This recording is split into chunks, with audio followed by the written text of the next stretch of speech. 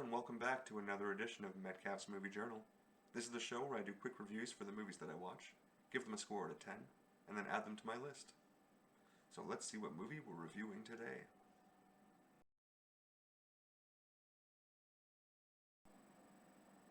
On April 11th, I watched American Psycho, which came out in the year 2000.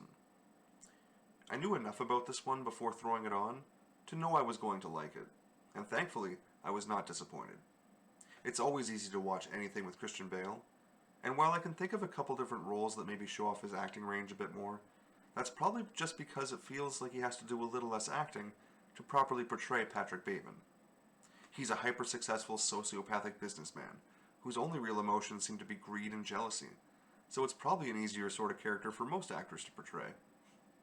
The movie's story centers around Patrick, our protagonist serial killer, as he slowly loses the ability to control his terrible urges to kill, and begins killing in more and more ridiculous ways.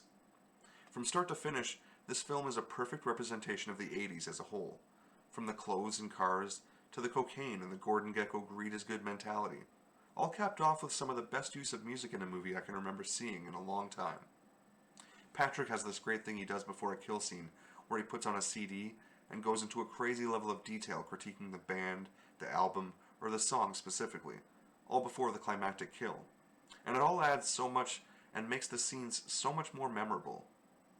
One scene in particular instantly reminded me of the famous Reservoir Dogs Stuck in the Middle with You scene, because I instantly knew, even though I'd only seen this movie the one time, the next time I hear Huey Lewis and the News come on with Hip to Be Square, I will immediately think of this film. It was probably my favorite scene in the movie, and it was also when I started to realize none of this could be actually happening in reality. That ability to suspend your disbelief will absolutely be tested by this movie, but that's ultimately the point of it all, since it's less about Bateman's body count and more just about how fake everyone is and how we don't really know the people around us.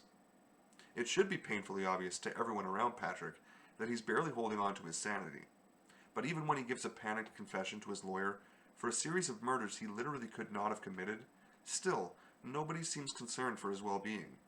Since no crime has been committed and the business keeps making money, why should anyone be concerned with anyone's well-being?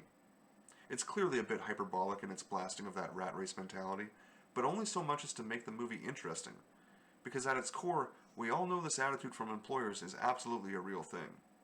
If you show up on time and do your job effectively, nobody's going to take an extra interest in how you're actually doing as a person, and I think even the sanest person has enjoyed a fantasy or two, like we see in this movie, as a sort of coping mechanism. I know a lot of people won't be happy with the ending, but I quite liked it.